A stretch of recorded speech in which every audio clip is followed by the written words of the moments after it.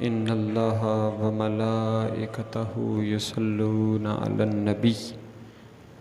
یا ایہا الذین آمنوا صلوا علیہ وسلموا تسلیما۔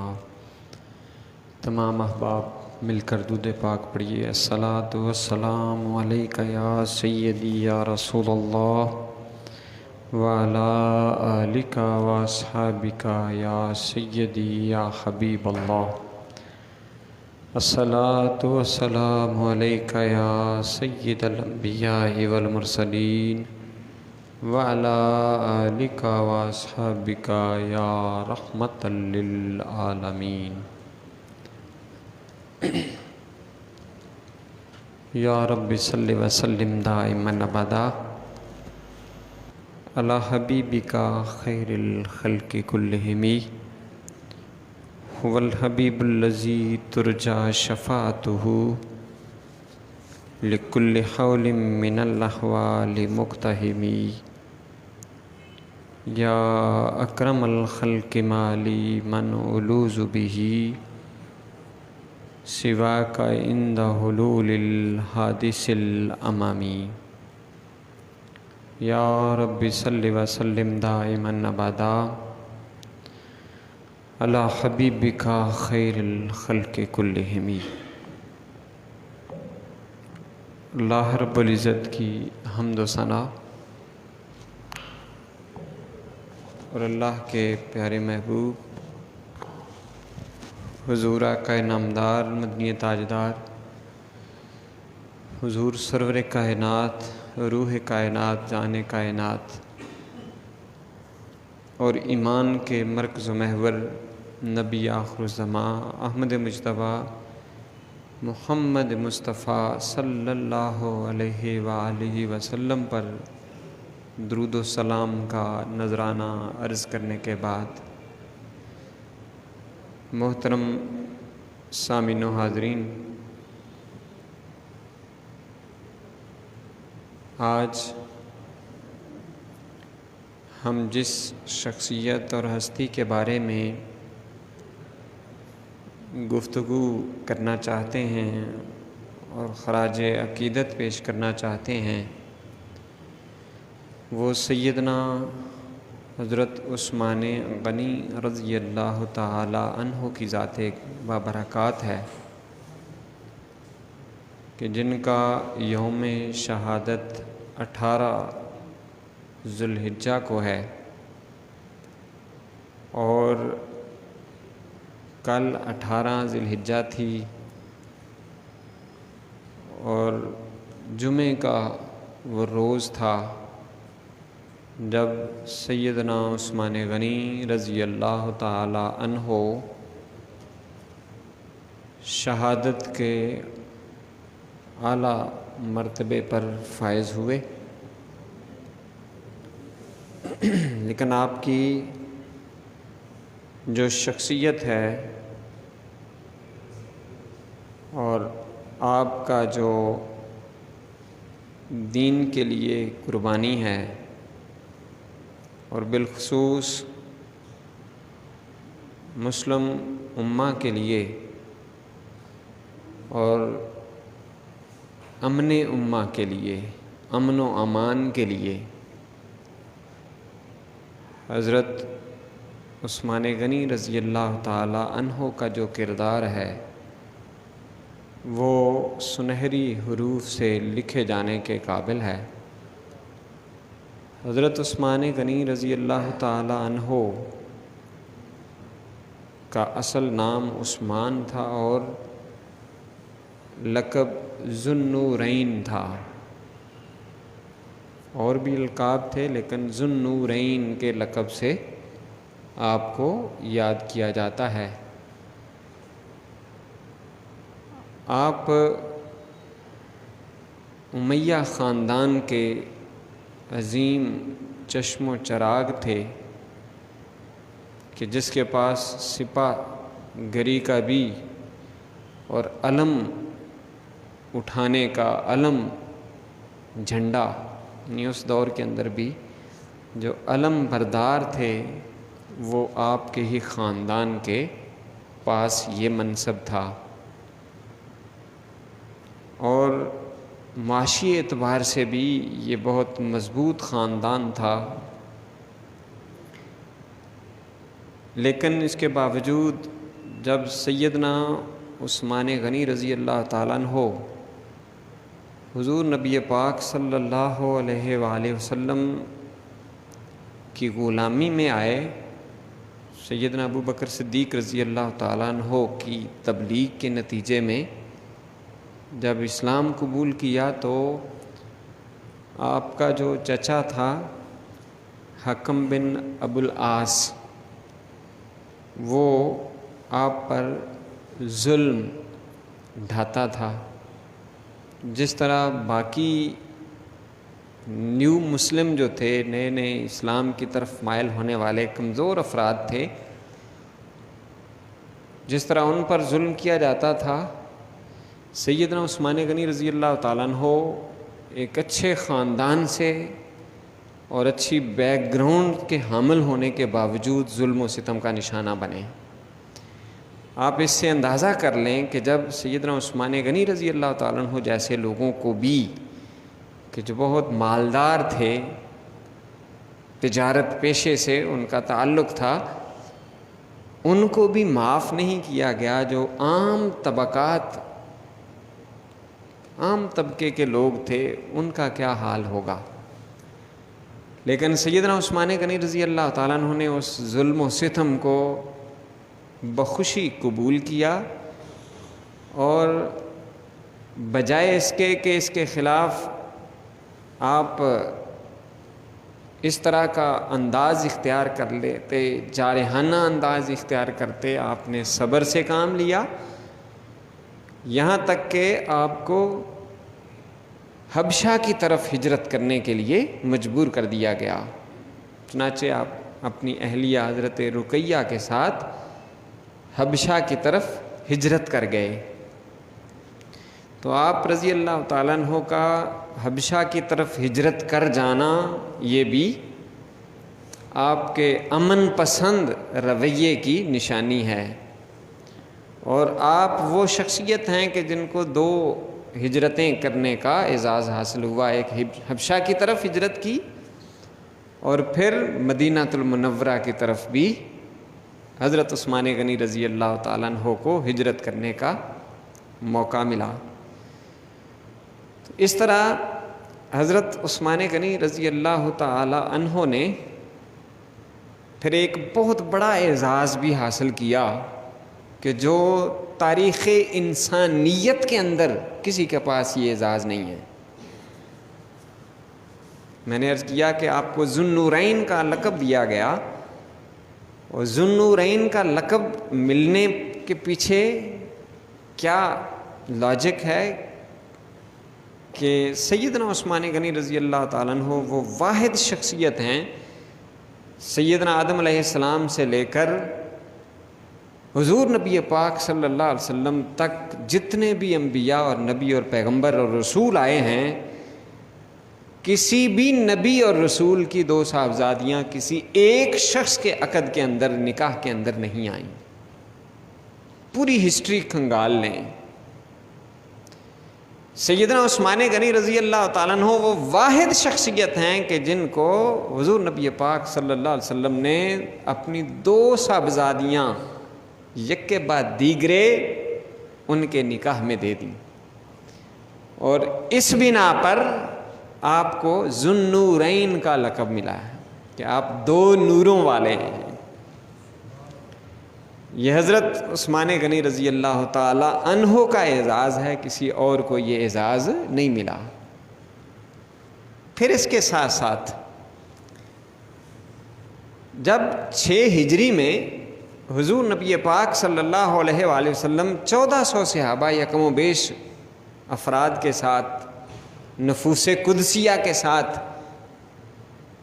حدیبیہ کے مقام پر پہنچے، اور مقصد تھا اس سفر کا کہ عمرہ کیا جائے،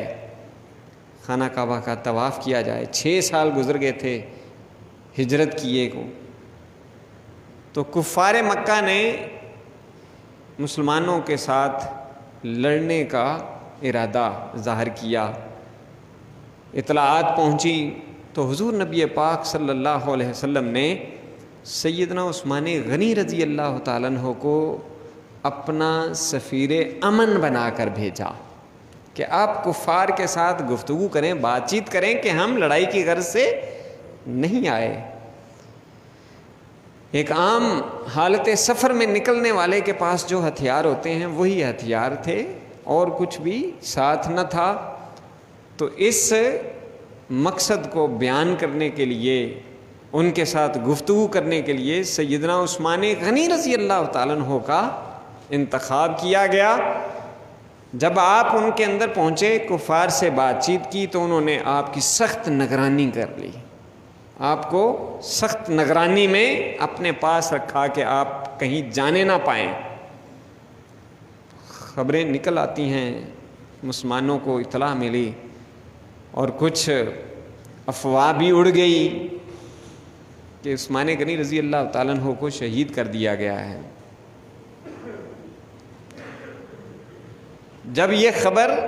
مسلمانوں کو پہنچی تو رسول اللہ صلی اللہ علیہ وآلہ وسلم نے تمام صحابہ کو جمع کیا اور وہاں پر سب سے صحابہ اکرام سے رسول اللہ صلی اللہ علیہ وسلم نے بیعت لی۔ کس بات پر بیعت لی؟ کہ ہم عثمان کا قصاص لیں گے، اس بات پر بیعت لی گئی۔ اس بیعت کو بیعت رضوان کہا جاتا ہے، اور اس کا قرآن پاک کے اندر اللہ رب العزت نے ذکر فرمایا ہے، اور وہاں پر یہ ہے کہ ان الذین یبایعونک انما یبایعون اللہ، کیا پیارے حبیب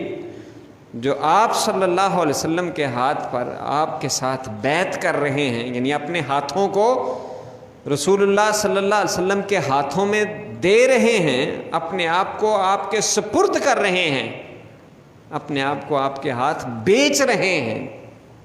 انما یبایعون اللہ، یہ بظاہر تو آپ کے ہاتھ پر بیعت کر رہے ہیں، لیکن در حقیقت یہ اللہ سے بیعت کر رہے ہیں۔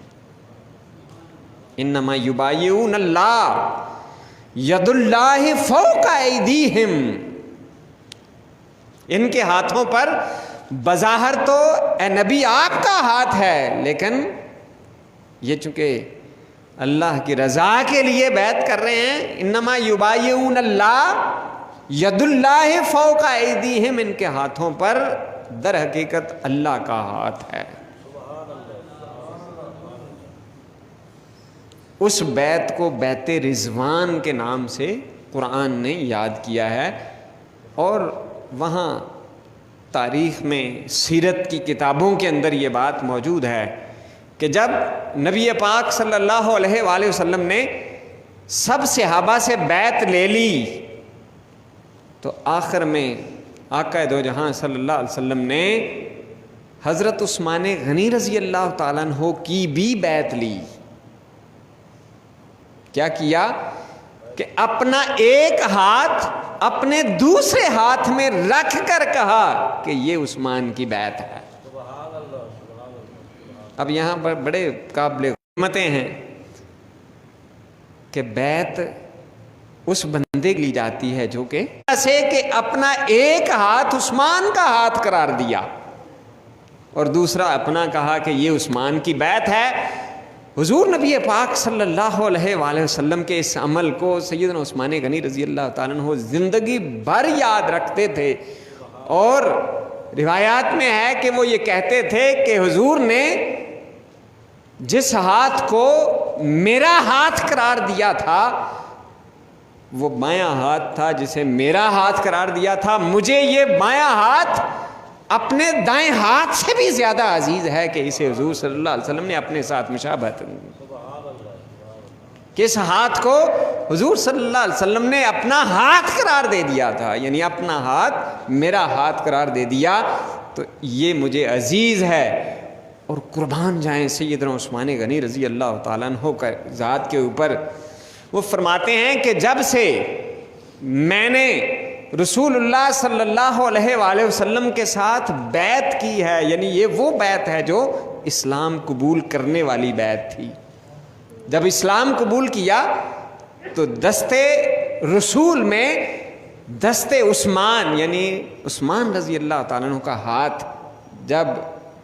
دستے رسالت کے اندر آیا ہے تو کہتے ہیں میں نے اس ہاتھ کو کہ جب سے وہ رسول اللہ صلی اللہ علیہ وسلم کے ہاتھ کے ساتھ مس ہو گیا ہے، ٹچ ہو گیا، اس ہاتھ سے کبھی بھی زندگی بھر اس ہاتھ سے حضرت عثمان غنی رضی اللہ تعالیٰ عنہ نے اپنی شرمگاہ کو نہیں چھوا۔ اس ہاتھ کا اتنا ادب کیا کہ یہ ہاتھ رسول اللہ صلی اللہ علیہ وسلم کے ہاتھوں کے ساتھ لگ گیا ہے، اس کی یہ قدر ہے اور اس کا یہ ادب ہے کہ اس کو زندگی بھر سیدنا عثمان غنی رضی اللہ تعالیٰ عنہ نے ایسا نہیں کیا کہ اپنی شرمگاہ کو مس کیا اس ہاتھ کو۔ یہ آپ کا وہ درجہ اور مقام ہے ادب کا کہ ادھر جب مکہ میں پہنچ گئے، کفار و مشرکین نے سخت کڑی نگرانی میں رکھا اور کہا کہ ہم کسی صورت جو ہے وہ صلح نہیں کریں گے، لیکن پھر کچھ افراد اس کے اندر پڑے، معاملات طے پائے، لیکن پھر نرمی کی اور انہوں نے کہا اچھا تم آگے ہو اے عثمان، چونکہ تم آگے ہو ایسا کرو کہ تم خانہ کعبہ کا طواف کر لو، تمہیں اجازت ہے لیکن باقی مسلمانوں کو اجازت نہیں ہے۔ اب دیکھیں 6 سال کا عرصہ وہ عثمان کے جو رہتے ہی مکہ میں تھے اور صبح و شام جب دل چاہتا تھا خانہ کعبہ کا طواف کر لیتے تھے۔ 6 سال کا وقفہ ہے، طلب ہے، خانہ کعبہ کے ساتھ ان کو والہانہ محبت ہے اور زندگی بھر وہاں پر گزرے رہے ہیں، لیکن جب انہوں نے کہا کہ آپ خانہ کعبہ کا طواف کر لیں، آپ کو عمرہ کرنے کی اجازت ہے، تو عثمان غنی رضی اللہ تعالیٰ نے کہا کہ جب تک رسول اللہ صلی اللہ علیہ وآلہ وسلم کو عمرہ کرنے کی یا طواف کرنے کی اجازت نہیں ہوگی، میں تنہا عمرہ نہیں کر سکتا، طواف نہیں کر سکتا۔ یعنی محبت رسول کے اندر چاہتے تو حضور نے تو منع نہیں کیا تھا، آپ نے یہ تو نہیں فرمایا تھا نا کہ اگر تمہیں موقع ملا تو تم طواف نہ کرنا یا تم یہ مناسک جو ہے عمرے کے ادا نہ کرنا، کوئی پابندی نہیں لگائی تھی۔ رسول اللہ صلی اللہ علیہ وآلہ وسلم کے ساتھ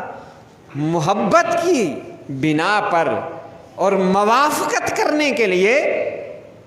کہ حضور صلی اللہ علیہ وسلم حدیبیہ کے مقام پر ہیں، انہیں اجازت نہیں ہے آنے کی،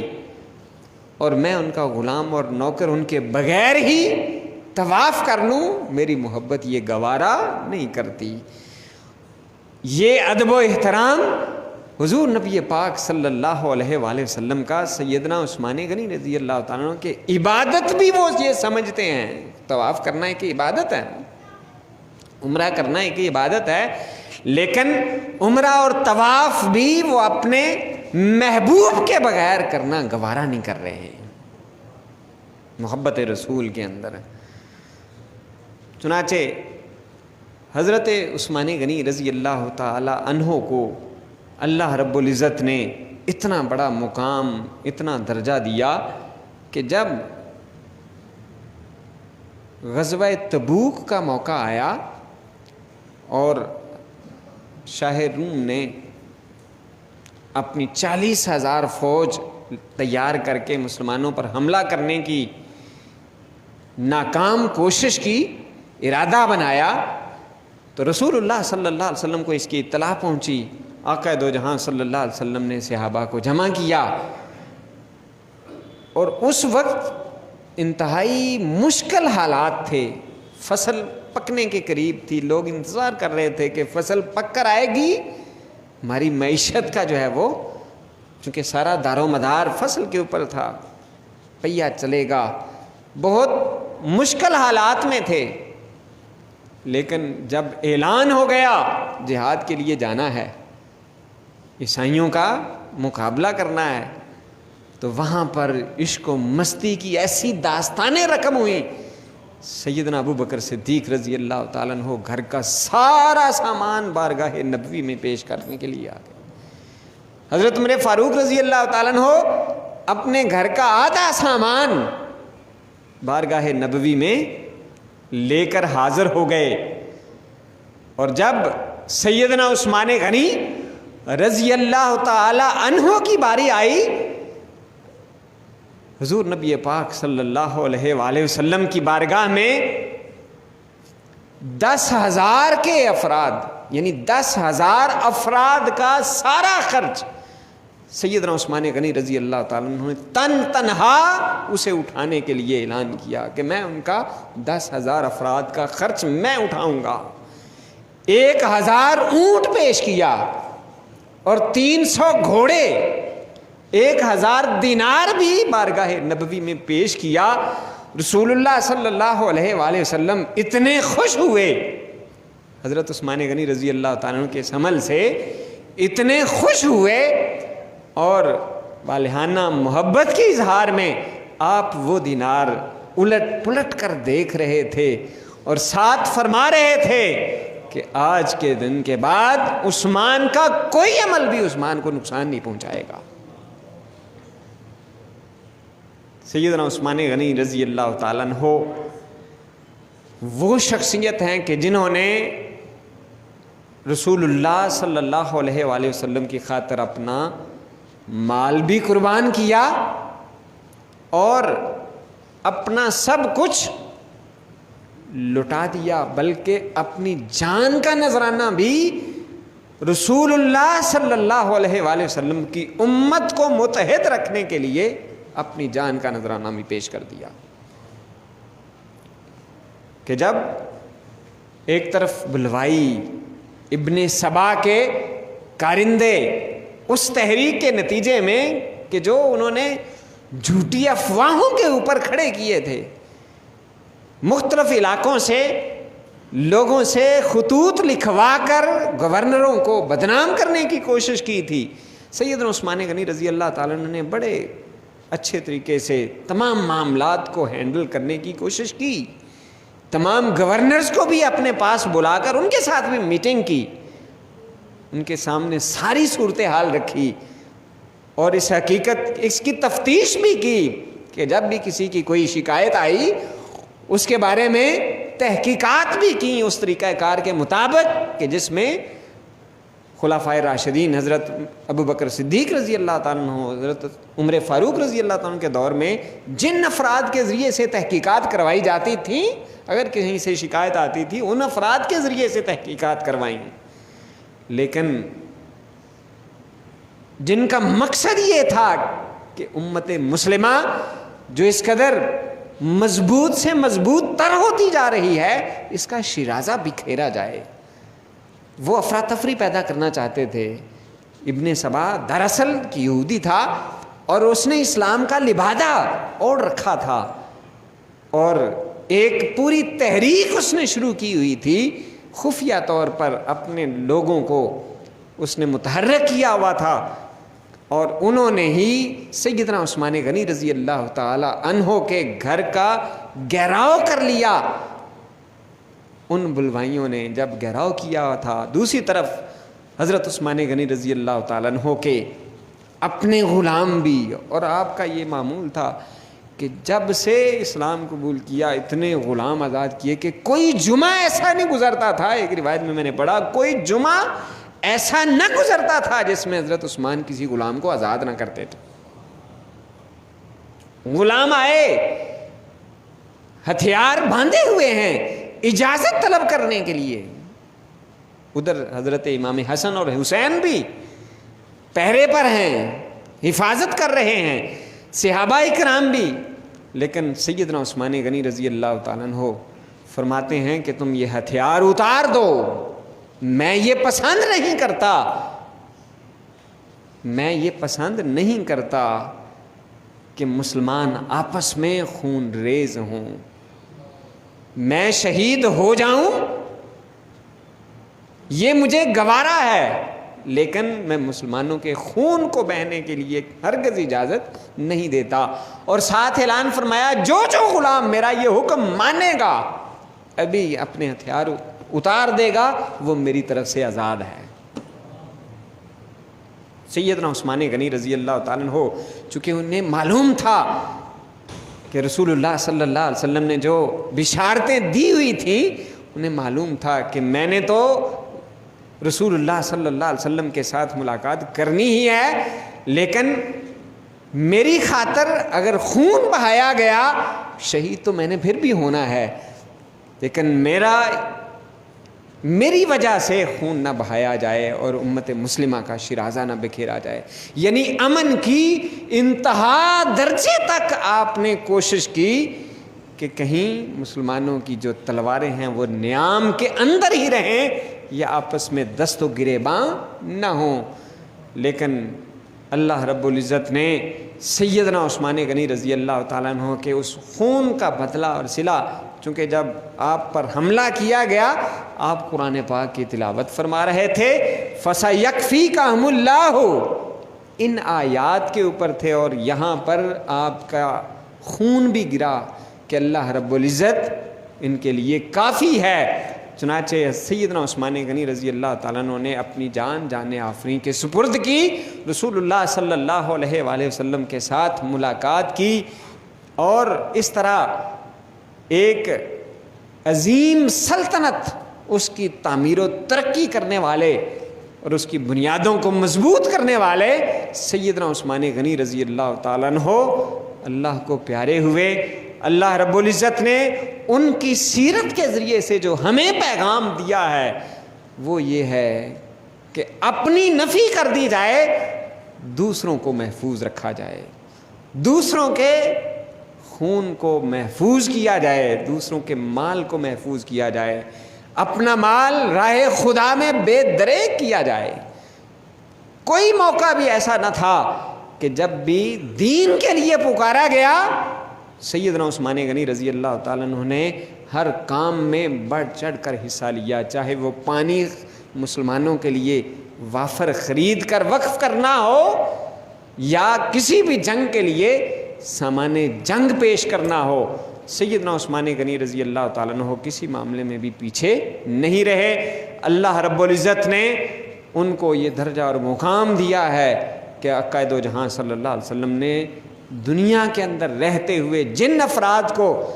جنتی ہونے کی بشارت دی، ان میں حضرت عثمان غنی رضی اللہ تعالیٰ عنہ بھی شامل ہیں۔ اللہ پاک سے دعا ہے کہ وہ خالق و مالک ہمیں صحیح معنوں میں سیدنا عثمان غنی رضی اللہ تعالیٰ عنہ کی سیرت کو اپنانے کی توفیق عطا فرمائے۔ وما علیہ الا البلاغ۔